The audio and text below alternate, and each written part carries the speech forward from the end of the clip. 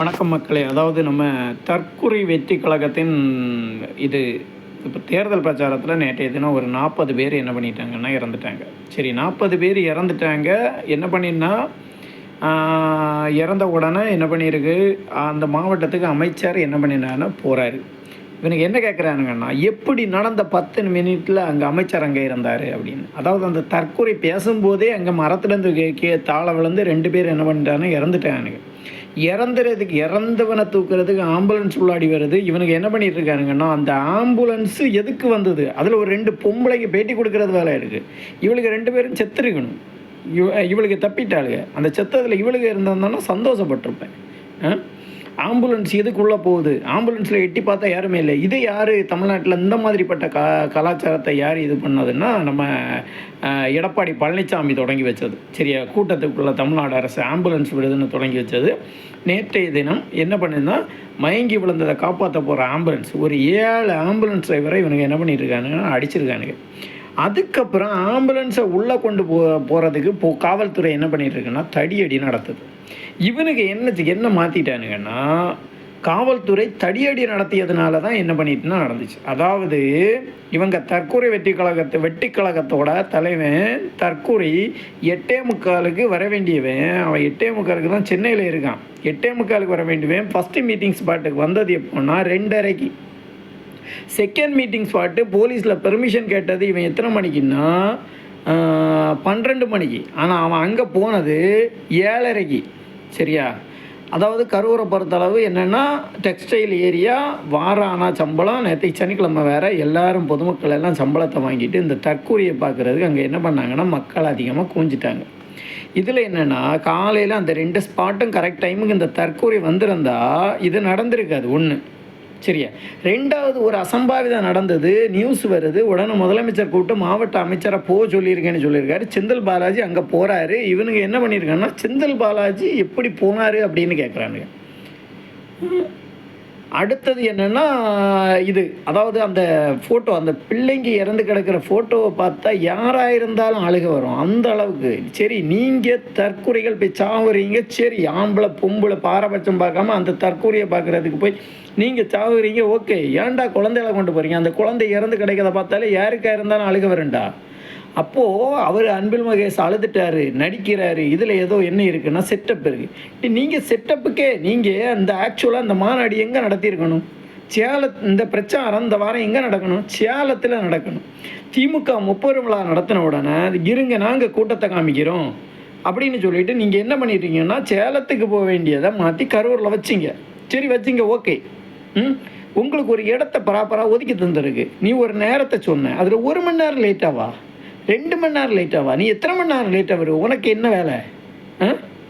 என்ன வேலை? நீ உன் பாட்டுக்கு முந்தின நாள் அடித்து மப்பு தீர்றது வரைக்கும் நீ அங்கே படுத்து தூங்கிட்டு, நீ காலையில் 8:45 தனி விமானத்தில் ஏறி நீ 8:45 வர வேண்டிய இடத்துல நீ 2:30 வருவ. அடுத்தது உனக்கு தற்கொலை தொண்டர்கள் என்ன பண்ணுவானுங்கன்னா, திமுக தான் காரணம் அப்படின்னு சொல்லிட்டு என்ன பண்ணுவானுங்கன்னா ஊழ போடுவானுங்க. காவல்துறை தாக்கியதான் காரணம். இதில் என்ன பிரச்சனைனா, இவனுங்க மரத்தில் ஏறி மரம் களை முறிஞ்சு விழுந்து அதுலேயே ஸ்பாட்டில் 2 பேர் அவுட்டு ஃபஸ்ட்டே. சரியா, அதுக்கு பிறகு என்னென்னா இவனுக்கு சின்ன பிள்ளைங்க, அதாவது ஆம்புலன்ஸ் உள்ளே வருது மாறி இவனுக்கு என்ன பண்ணிட்டு இருக்கானுங்கன்னா, அந்த பக்கம் இந்த பக்கம் ரோட்டில் உள்ளவன் இவனை அந்த தற்கொலையை பார்க்குறதுக்கு அங்கேருந்து உள்ளாடி தள்ளுறான். இங்கே உள்ளே இருக்கிறவன் என்ன பண்ணுறான்னா, வெளியில் இருக்கவன் எல்லாம் பஸ்ஸை நோக்கி இங்கே புஷ் பண்ணுறான். இவனுக்கு தள்ள உள்ளே இருக்க மக்கள் நெருக்கத்தில் அங்கே இங்கே அசைய முடியாமல் என்ன பண்ணியிருக்காங்கன்னா, அந்த பிள்ளைங்க இந்த இது ஏற்கனவே காலையிலே போய் இத்தனை 5-6 மணி நேரமாக உடம்புல எனர்ஜி இல்லாமல் தண்ணி இல்லாமல், அதில் ஒரு தற்கொலை வந்து கேட்கான், அரசாங்கத்துக்கு கடமை தண்ணி குடிக்கிறது, அதுக்கு அரசாங்கம் தான் பொறுப்பு அப்படின்னு.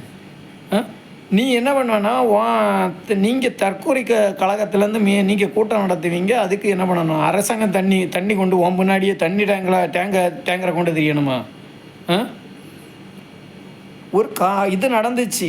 அடுத்தது தற்கொலைகளோட அடுத்த இதை பாருங்கள். பொள்ளாச்சியில் சாராயம் காட்சி இத்தனை பேர் இறந்த பிறகு போகலை. இதுக்கு மட்டும் முதலமைச்சர் பாரு, அதாவது பொள்ளாச்சியில் இறந்தவன்லாம் குடிகாரன், வேணானே குடிச்சு செத்தவன். இங்கே இறந்த அப்பாவி பிஞ்சு குழந்தை, அந்த 9 குழந்தைகளை என்னடா தப்பு பண்ணிச்சு?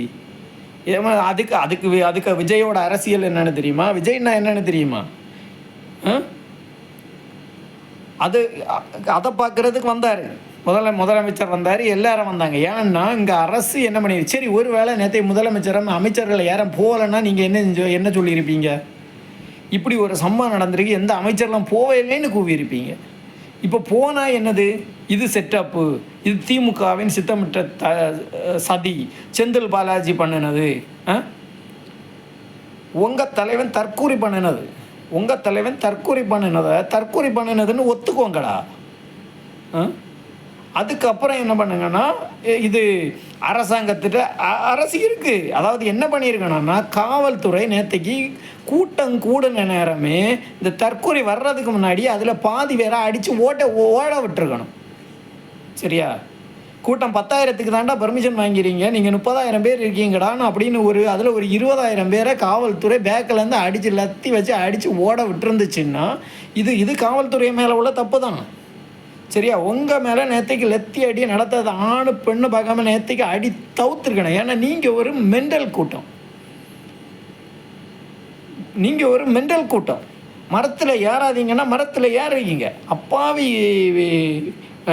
களோட ஹாஸ்பிட்டாஸ் வீட்டில் ஏறி அந்த எரும மாடு மாதிரி ஹாஸ்பிட்டாஸ் வீடு கூரையெல்லாம் பேத்து போட்டிருக்கீங்க.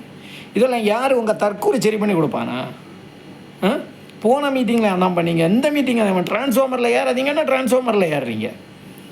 டிரான்ஸ்ஃபார்மரில் ஏறும்போது கரண்டை கட் பண்ணிட்டா தற்கூரி என்ன பண்ணியான்னா, நான் பேசுகிற இடத்துல கரண்டை கட் பண்ணுறேன் அப்படின்னு சொல்கிறேன். முதல்ல என்னன்னா, அவன் ஒன்று என்ன பண்ணணும்னா, நீங்கள் அந்த சினிமா மோகத்தை விட்டு என்ன பண்ணணும்னா வெளியே வந்து அரசியல் பண்ணணும். இல்லைன்னா என்ன பண்ணணும்னா அந்த தற்கொலை ஒரேடியாக சினிமா நடிக்க போகணும். இதில் வேறு வழியே கிடையாது. சரியா? அவன் உங்ககிட்ட இறங்கி வரப்போகிறதும் கிடையாது. அவன் பவுன்சரில் வச்சு என்ன பண்ணியிருக்கான், யாரையும் தொடாமல் என்ன பண்ணியிருக்கான்னா அவன் ஒரு இது பண்ணிகிட்ருக்கான்.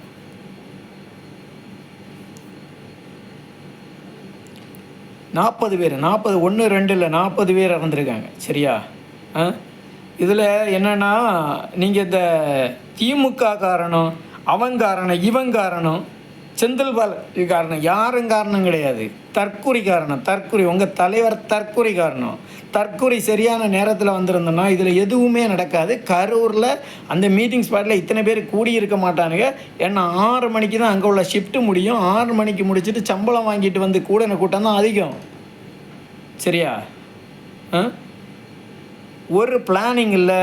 இந்த அரசு போடுற ஒரு இதையும் நீங்கள் என்ன பண்ணுறது கிடையாதுன்னா, ஒரு மயிரை கூட நீங்கள் மதிக்கிறது கிடையாது.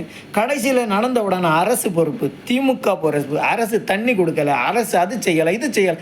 500 காவலர்களை ஏண்டா நீங்கள் மரத்தில் ஏறுவீங்க, உங்கள் பின்னாடியே ஒவ்வொரு காவலர்களை விட்டு உங்கள் பின்னாடியே ஏறி உங்களை இறக்கணும். இதெல்லாம் அரசு வேலையடா? நீங்கள் 20,000 30,000 பேர் கூடுவீங்க, உடனே என்ன பண்ணணும், 20,000 30,000 போலீஸை கொண்டு அந்த இடத்துல இறக்கணுமா? எல்லா மீட்டிங் அப்படியே நடக்குது. உங்கள் தலைவனுக்கு ஏற்ற இடம் என்னன்னு தெரியுமா? ஏதாவது மயானம். சரியா? மயானத்தில் போய் அடுத்த தடவை பெர்மிஷன் கேட்க சொல்லுங்கள், கவர்மெண்ட் தரும். அதில் நீங்கள் செத்தீங்கன்னா நம்ம உடனே ஒரு ஜேசிபி வச்சு குழி தோண்டி அதிலே புதைச்சி முடிச்சிடலாம். பொதுமக்களுக்கு தொந்தரவு வராது. சரியா?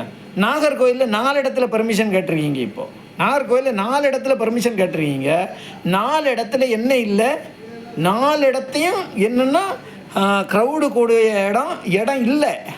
இடம் இல்லாத முட்டைச்சந்தா போத்தும் இது. நீங்கள் இடம் எங்கெல்லாம் கேட்டீங்கன்னு ஃபேஸ்புக்கில் ஒரு ஆள் போஸ்ட் போட்டிருக்காரு. ஒன்று உங்களால் என்ன பண்ணணும், இந்த ராஜமோகன், புஷி ஆனந்த், அடுத்தது அந்த இது ரம்மி காரன், இவனுங்களுக்கு என்ன பண்ணணும்னா கூட்டத்தை காட்டணும்னா நீங்கள் ப்ராப்பராக அரசியல் பண்ணி கூட்டத்தை காட்டுங்க, ஒன்றும் பிரச்சனை கிடையாது. அப்பாவிகள் உயிரோட என்ன பண்ணாதீங்கன்னா விளையாடாதீங்க. சரியா? நாகர்கோயிலில் நீங்கள் கேட்ட 4 இடமும் இடம் இதே மாதிரி தான், இதே தான் நடக்க போகுது. சரியா? நீங்கள் எந்த இடம் கேட்குறீங்க? உங்கள் தொண்டர்கள் வருவானா? சரி, உனக்கு நம்பிக்கை இருக்கா, எனக்கு இமேஜ் இருக்குது, என்னை பார்க்க தொண்டர்கள் வருவானா? நீ ஒதுக்குப்புறத்தில் போய் கூடு, யாருங்க தொந்தரவு இல்லாமல் கூடு, மக்கள் நிற்கிற மாதிரி கூடு.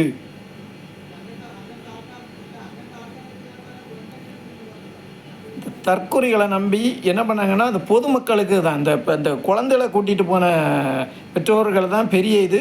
நீங்கள் தான் அனுபவிக்கணும். சரியா? ஒன்று படத்தை பார்த்தோமா, பைசா கொடுத்து படத்தை பார்த்தோமா, என்ஜாய் பண்ணாமா, பேசாமல் இருங்க. சரியா? கூட்டத்தில் இந்த மாதிரி கூட்டத்தில் எல்லாம் போய் மாட்டிக்காதீங்க. சரி, ஏதோ நான் இது இனிமேலாவது அசம்பாவிதம் நடக்காத மாதிரி என்ன பண்ணணும்னா கவர்மெண்ட் ஆக்ஷன் எடுக்கணும். இவனுங்களுக்கு ஏதாவது மயானத்திலேயோ எங்கேயாவது ஆள் இல்லாத இடத்துலையோ பார்த்து அனுமதி கொடுங்க. இந்த தற்கொலை கூட்டத்தை திருத்தவே முடியாது. ஏன்னா இவனுக்கு என்னென்னா இவனுக்கு அரசியல் படுத்தப்பட்டவனும் கிடையாது. இதெல்லாம் என்னென்னா 13 வயசு, 14 வயசு, 15 வயசு, 16 வயசு. இதுக்கு கூட கொஞ்சம் எரும மாடு இருக்குது, எரும மாடு குரூப் இருக்குது. அது வயசானாதான். ஆனால் அது என்னதுன்னா மற்ற மென்டல் முத்திய ரசிகர்கள். இப்போ இவனுங்களை என்ன பண்ண முடியாதுன்னா கண்ட்ரோல் பண்ண முடியாது. சரியா? சரி.